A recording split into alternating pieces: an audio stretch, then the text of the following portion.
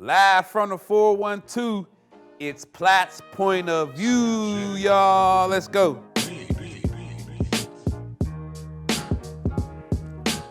Hey, what's up, everybody? I'm Platt, and this is Platt's Point of View, the NFL Draft Review Show. The 2021 NFL Draft has came and went. A lot of good picks, a few questionable picks. But the first thing I want to know today, fellas, ladies and gentlemen, what team had the best 2021 NFL Draft? My opinion, the Buffalo Bills get a grade A. The Bills got a very talented pass rusher in Miami defensive end Greg Rousseau. He should help with the pass rush immediately. And they added more D-line help, selecting Wake Forest defensive end Carlos Basham Jr. These two should wreak havoc in the near future. They also added two talented tackles to help Josh Allen in Northern Iowa Spencer Brown and Tommy Doyle from Miami of Ohio. They added insane speed on offense in Houston wide receiver / return specialist Marquez Stevenson. This kid can flat out fly. His speed and return ability is a major plus for the Bills. The only knock on him is can he stay healthy. Also, safety Damar Hamlin was drafted in the 6th round out of Pitt. He is a straight draft gem. He's rangy, he works hard, he's versatile, he can tackle, and he's going to play hard. He's going to come up there with his hard hat and his lunch bucket. Trust me, they're getting a gamer. Also, the Bills got guard Jack Anderson from Texas.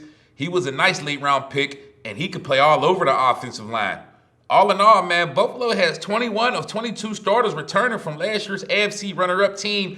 And with this grade A draft, the Bills should be playoff contenders for a very long time. Buffalo Bills, A+. A+ NFL draft. Sorry, y'all. Next up, another team that I was real high on for the draft, the Miami Dolphins. They get a grade A in my book, too. I like the Dolphins draft. I expect a good year and a jump from Tua Tagovailoa, who is 2 years removed from major hip surgery. His arm will be stronger, and the O-line must protect him. I love the Jalen Waddle pick.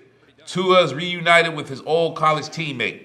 Jalen Waddle was a playmaker who some scouts compare to Tyreek Hill. Now that's explosive. Miami also added arguably the best pure pass rusher in the draft in Miami outside linebacker Jalen Phillips. And in my opinion, they have the best free safety in Javon Holland from Oregon. He's a straight ball hawk who can return punts also. They got some online help too in offensive tackle Big Liam Leichenberg from Notre Dame and UMass tackle Lornell Coleman. The Miami Dolphins are a team on the rise. Pay attention. The Pittsburgh Steelers 2021 draft grade, I give these guys a B. Best pick, Najee Harris. Head scratcher, tight end Pat Freiermuth. You know what I mean? We'll divulge into that.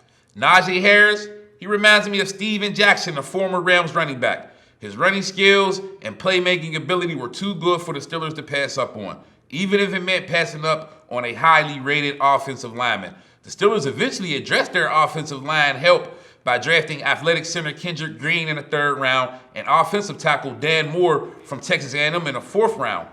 Some say GM Kevin Colbert made a good decision picking a top 50 talent in tight end Pat Freiermuth from Penn State instead of selecting a generational offensive lineman like center Creed Humphrey from Oklahoma, who I think will be a Pro Bowl and All-Pro for many years. But I'm a big fan of offensive tackle Dan Moore, who I think is very underrated, and I think he'll be starting by mid-season. The Steelers also added another Texas A&M player to their roster, an inside linebacker, Buddy Johnson. He's a cold-blooded thumper tackling machine who I think will be a starter rather sooner than later.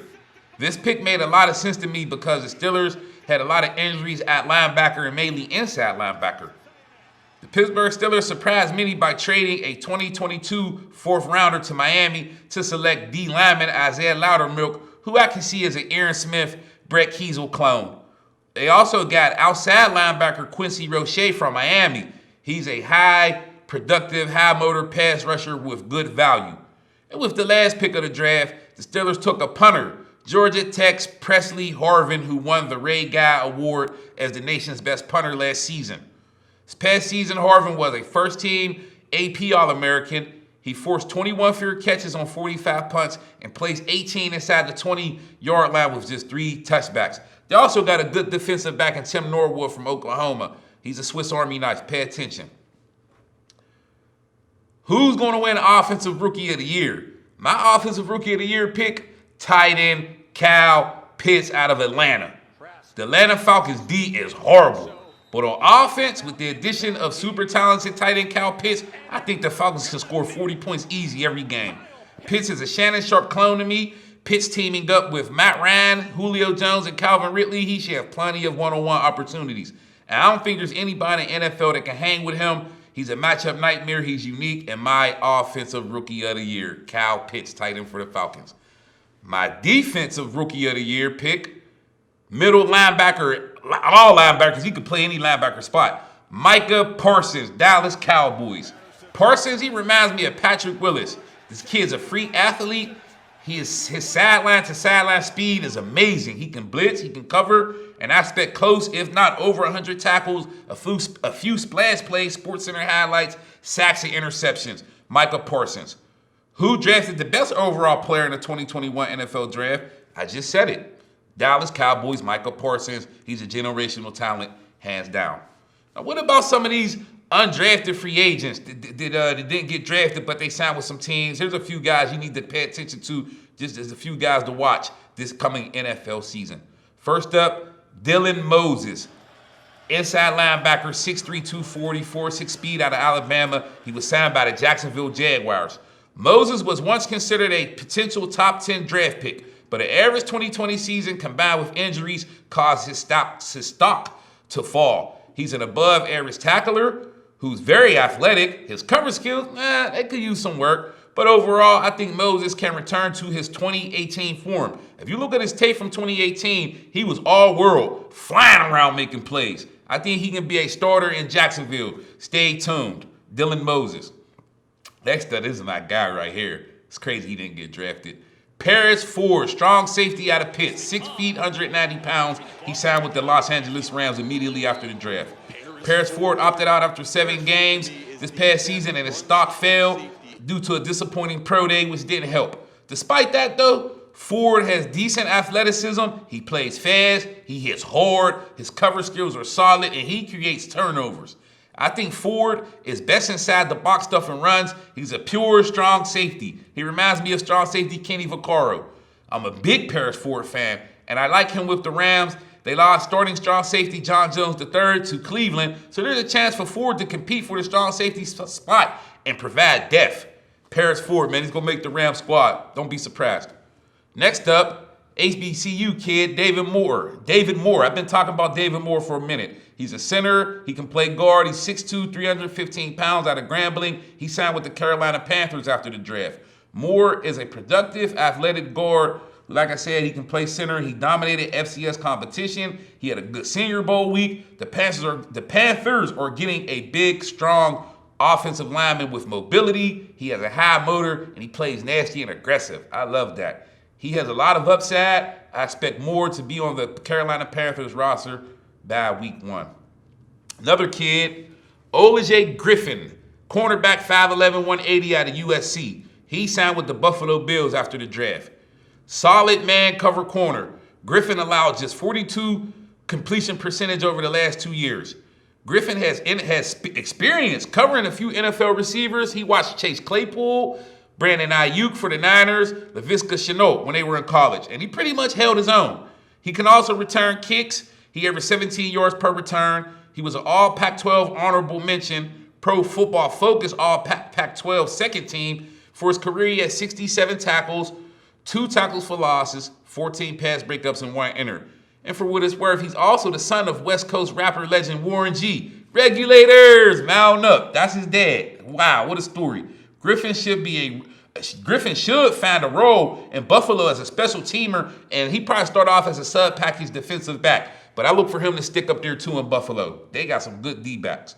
Other notable undrafted free agent signings from the past draft, quarterback Jamie Newman out of Wake Forest, 6'3", 218. He signed with the Philadelphia Eagles. Jamie Newman has a live arm with deep ball accuracy. He's mobile, he's a gamer, and I think he makes the Philadelphia Eagles roster. Another guy, cornerback Mark Gilbert out of Duke, 6 feet, 188 pounds. He signed with the Pittsburgh Steelers. He's also the cousin of Darrelle Reeves, and he's related to Sean Gilbert, former NFL player from Aliquippa. If he can stay healthy, the Steelers have found themselves a draft gem. He's a straight ball hawk. Another guy that I liked a lot this past season who signed with a team, running back Jared Patterson out of Buffalo, 5'9", 209. He signed with the Washington football team. He's a very productive, talented running back. He breaks tackles easily, keeps his feet moving, very tough to bring down. Patterson rushed for over 400 yards and a FCS record 8 touchdowns against Kent State back in November. Patterson has an uphill battle at running back though in Washington because you got Antonio Gibson and J.D. McKissick ahead of him on the depth chart. But if he shows flashes of the running back that he was this past season, he'll definitely earn a roster spot and some carries. We're going to go into this crystal ball because I'm going to give you my take on this quarterback class, this 2021 NFL quarterback class. You got Trevor Lawrence, Justin Fields, Trey Lance, Mac Jones, and Zach Wilson. So first up, I think Trevor Lawrence is going to be a solid NFL quarterback. I think he's going to have some good numbers. He'll probably get Jacksonville to the playoffs. Will he ever win a Super Bowl? I'm kind of on the fence with that, but I don't think Trevor Lawrence is going to be a bum by any means. Next, Justin Fields. Justin Fields is going to be a star. You hear me? He's going to be a star in Chicago. He's accurate. He got that 4.4 speed to escape the pass rush. I'm telling you, a lot of teams passed on him. They're going to regret it because Justin Fields is going to be the best quarterback in this class. You mark my words. Next up, Trey Lance. I like Trey Lance. I think Trey Lance is going to be a star. I think he's going to be a star. He's going to learn from Jimmy Garoppolo. And I'm thinking with Jimmy Garoppolo's injury history, by week 8 or 9, he might be the starter. And I think he's going to have a solid NFL career. I think this guy's going to be a star. He's going to have the 49ers and some Super Bowls and so on. Look for this guy to explode once he figures it out in the NFL. Zach Wilson for the New York Jets, I think he's going to be a star. I love his arm talent. It's kind of reminiscent of Pat Mahomes. He can scramble. You know what I mean? I don't think the New York spotlight is going to be too much for him. And they're getting some pieces around him. And within the next 3 years, I think Zach Wilson's going to be a household name in the NFL. He's going to have some good numbers and some good wins. He's going to lead the Jets to some wins and maybe a few playoff appearances. And last but not least, Mac Jones out of Alabama. I think Mac Jones is a career backup, A.J. McCarron type. I don't think he can escape the pass rush that well. He's very accurate with great intangibles, though. So I think he'll stick around. You know, he'll come in, spot duty, bridge quarterback. Your quarterback get hurt, play 4 games, get you a couple wins. But NFL starter, I just don't see it. You know what I mean? Next up, we're going to go to the Pitt players that were drafted this year, 2021. Pitt had 6 players drafted in the 2021 NFL draft. That was the most in the ACC this year, y'all. Congrats. Good luck to all you guys. Very talented.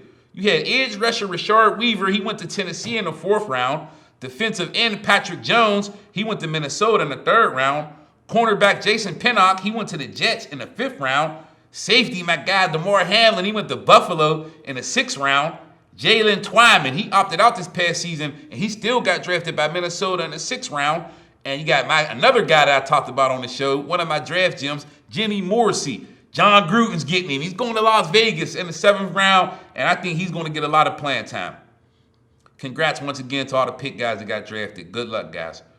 Now let's go to rookies to watch. My first rookie to watch this upcoming season, wide receiver Jalen Waddle for the Miami Dolphins. That 4.3 speed, open field quickness, great change of direction skills. He's a nice returner. He averaged 24 yards per punt return. He's going to be the man.